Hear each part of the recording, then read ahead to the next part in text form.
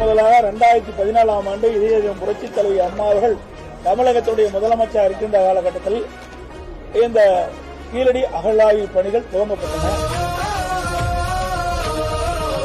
கிடைக்கப்பட்ட அந்த அரிய வகை பொருட்கள் எல்லாம் காட்சிப்படுத்துவதற்காக மாண்பு அம்மாவுடைய அரசு சுமார் 12.5 கோடி மதிப்பீட்டில் ஒரு பிரம்மாண்டமான அருங்காட்சியகம் கட்டுவதற்கு திட்டம் தீட்டப்பட்டு நிதி ஒதுக்கிடப்பட்டு டெண்டர் விடப்பட்டு அதுக்கு அடிக்கல் நாட்டப்பட்டிருக்கிறது. அதுக்கப்புறம் ஆட்சி மாற்றம் வந்தது திராவிட முன்னேற்ற கழகம் ஆட்சியில் கட்சிக்கிறார்.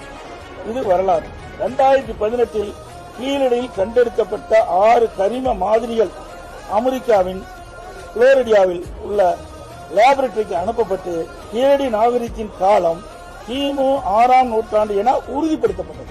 2018 நான் சட்டமன்றத்தில் பேசும்போது கீழடி அகழ்வாய்வு தமிழர்களின் பண்பாடு வேர்களை உலகிற்கு எடுத்துரைக்கிறது, இது நமது பாரம்பரியத்தின் பெருமையை உயர்த்துவதற்கு முக்கிய பங்காற்றுகிறது என்று குறிப்பிட்டுள்ளேன். அம்மாவின் அரசு அமெரிக்காவில் சிகாகோவில் உலக தமிழ் மாநாடு நடத்துவதற்கு நிதி ஒதுக்கீடு செய்யப்பட்டு முதன்முறையாக கீழடியில் கண்டெடுக்கப்பட்ட அருட்பொருட்களை காட்சிப்படுத்தினார்.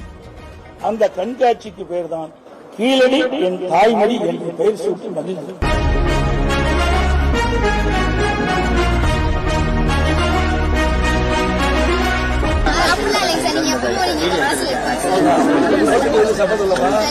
அறிவுபூர்வமான கல்வி கொடுக்கணும், விஞ்ஞான கல்வி கொடுக்கணும், உலகத்தரத்திற்கு ஏற்ற கல்வி கொடுக்கணும். அம்மா இந்த லேப்டாப்பை வளர்ச்சிய கொடுத்தோமே சுரண்ட நினைக்கல, புரட்சி தலைவரோட கர்ம மறக்கல, கீழடி தொடங்குனதும் ஊழல் அடங்குனதும் போதைய